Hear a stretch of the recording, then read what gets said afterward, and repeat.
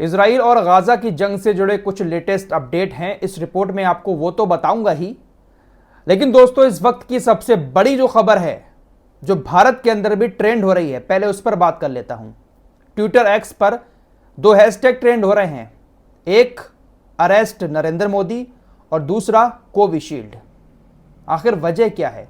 Arrest Narendra Modi hashtag trend क्यों हो रहा है और कोविशील्ड, ये नाम तो आपने कोरोना के दौर में बहुत ज्यादा सुना होगा।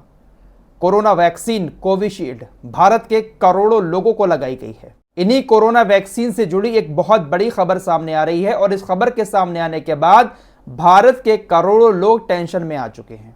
सोशल मीडिया से लेकर मीडिया तक इस वक्त यह खबर काफी चर्चा में है। दरअसल ब्रिटेन की एक कंपनी है, फार्मा कंपनी एस्ट्राजेनेका। इस फार्मा कंपनी ने सबसे पहले कोरोना की वैक्सीन बनाई थी। ब्रिटेन के अंदर लोगों को इसकी वैक्सीन लगाई गई। एस्ट्राजेनेका कंपनी की वैक्सीन लगाने के बाद कुछ लोगों ने शिकायत की कि इस वैक्सीन से कुछ दिक्कतें आ रही हैं। 2021 में जेमी स्कॉट नाम के ब्रिटेन के एक शख्स ने एस्ट्राजेनेका वैक्सीन को लगवाया था और इस वैक्सीन को लगाने के बाद उसने कहा कि मेरे शरीर में कुछ अजीब सी चीजें हुई।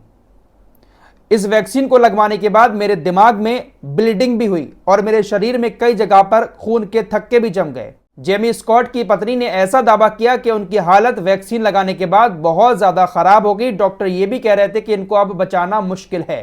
एस्ट्राजेनेका की वैक्सीन को लेकर ब्रिटेन के कुछ और लोगों ने भी कुछ इसी तरह की शिकायतें की।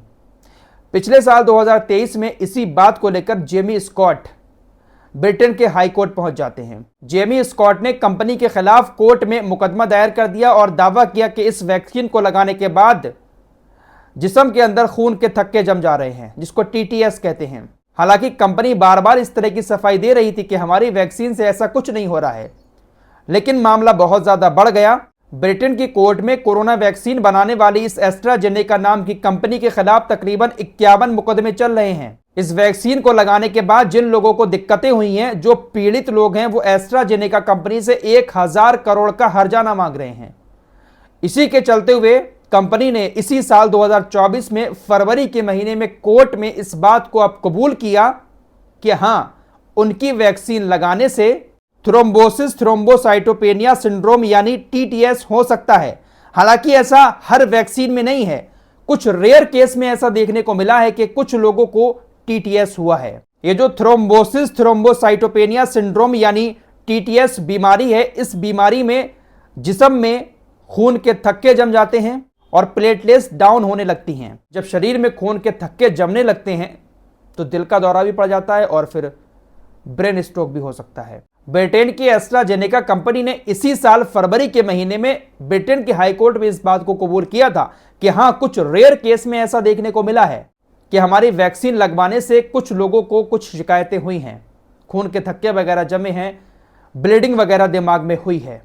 कुछ केस ऐसे सामने आए हैं, लेकिन हर वैक्सीन में ऐसा नहीं है। फरवरी के महीने में यह बात कबूली थी, लेकिन बात अब सामने आई है। यह मामला ब्रिटेन का है, लेकिन हमारे देश के अंदर इसकी चर्चा क्यों हो रही है? क्यों अरेस्ट नरेंद्र मोदी और कोविशील्ड ट्विटर पर एक्स पर ट्रेंड हो रहा है? दरअसल हमारे देश के अंदर जो कोविशील्ड वैक्सीन है उसको सीरम इंस्टीट्यूट ने बनाया है और सीरम इंस्टीट्यूट ने कोविशील्ड वैक्सीन को बनाने के लिए जिस फॉर्मूले का इस्तेमाल किया, वो फॉर्मूला इसी एस्ट्राजेनेका कंपनी का है। जिस फॉर्मूले को इस्तेमाल करके ब्रिटेन की एस्ट्राजेनेका कंपनी ने कोविड वैक्सीन बनाई थी, उसी फॉर्मूले का इस्तेमाल करके भारत के सीरम इंस्टीट्यूट ने कोविशील्ड नाम की कोरोना वैक्सीन बनाई और हमारे देश के अंदर करोड़ों लोगों को कोविशील्ड वैक्सीन लगी है।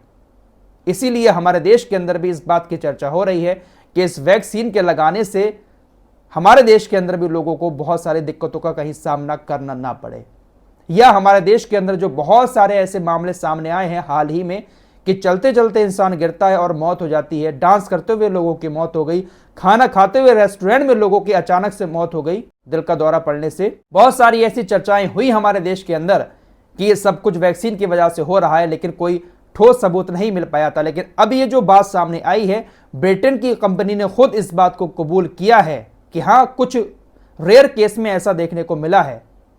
भारत के लोग चिंता में पड़ गए हैं। अब भारत सरकार को चाहिए, स्वास्थ्य मंत्रालय को चाहिए कि अपने देश के अंदर एक बड़े लेवल पर इसकी जांच की जाए, क्योंकि यह मामला इस वक्त सोशल मीडिया से लेकर मीडिया पर काफी ज्यादा छाया हुआ है।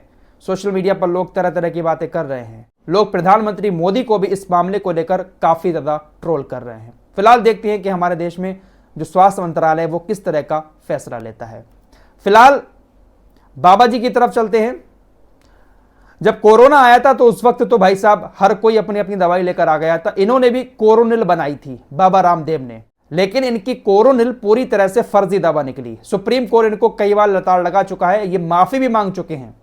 सुप्रीम कोर्ट ने इनसे यह भी कहा कि आपने जितने बड़े बड़े विज्ञापन उस वक्त कोरोनिल के लगवाए थे कि हम 100% कोरोना का इलाज कर रहे हैं, हमारी दवा कोरोना खत्म कर देगी, जितने बड़े बड़े विज्ञापन आपने उस वक्त एडवर्टाइज के लिए लगाए थे, उतनी बड़े बड़े विज्ञापन अब माफीनामे के भी लगवाए। फिलहाल सुप्रीम कोर्ट की फटकार के बाद अब उत्तराखंड की सरकार ने भी बाबा को एक तगड़ा झटका दे दिया है। उत्तराखंड औषधि नियंत्रण विभाग के लाइसेंस प्राधिकरण ने पतंजलि की दिव्य फार्मेसी कंपनी के 14 प्रोडक्ट पर बैन लगा दिया है। दिव्य फार्मेसी की इन प्रोडक्ट पर भ्रामक विज्ञापन मामले में बैन लगाया गया है। बड़ा चढ़ाकर भ्रामक तरीके से अपनी दवाओं को बाबा ने लोगों के सामने एडवर्टाइज किया। वो कौन कौन सी दवाएं हैं पूरी लिस्ट आपके स्क्रीन पर लगा दे रहा हूं। अगर आप लोग भी इन दवाओं का सेवन करते हैं तो इन पर अब बैन लग चुका है। भ्रामक दावों के साथ, भ्रामक विज्ञापनों के साथ इन दवाओं को बेचा जा रहा था। चलिए, बाबा ने कम से कम कुछ जड़ी बूटियां पीस कर तो कुछ दवा बनाई थी, लेकिन भाई कोरोना के दौर में तो कुछ लोगों ने गोबर खाकर, गौमूत्र पीकर, न जाने क्या क्या ड्रामेबाजी करके कोरोना को खत्म करने की तरकीबें निकाली थी। बाबा ने तो फिर भी कुछ जड़ी बूटियों को पीसकर कुछ गोलियां बनाई थी।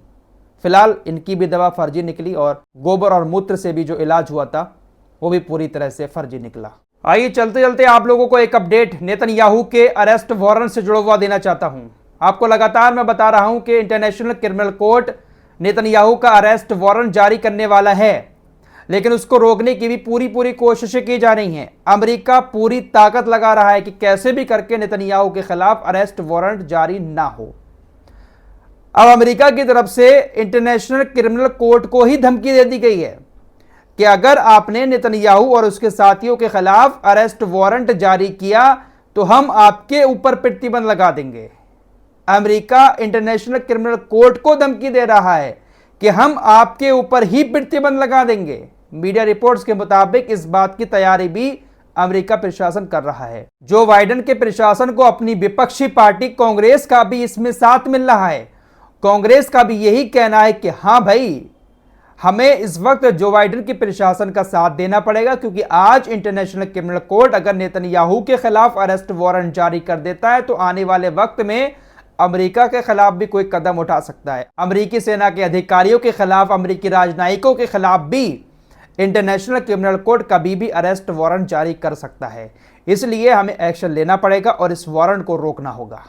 टाइम्स ऑफ इजराइल की रिपोर्ट के मुताबिक अमेरिकी प्रशासन इंटरनेशनल क्रिमिनल कोर्ट पर दबाव डाल रहा है और कह रहा है कि हम आपके ऊपर प्रतिबंध लगा देंगे। भाई साहब, मजाक चल रहा है दुनिया के अंदर। फिलहाल इस रिपोर्ट पे इतना ही। अपडेट बहुत सारे हैं, सारे बताऊंगा, वीडियो बहुत लंबा हो जाएगा। अगली वीडियो में बताने की कोशिश करूंगा। मिलते हैं एक और नई वीडियो के साथ, तब तक के लिए अपना ख्याल रखिएगा। अल्लाह हाफिज।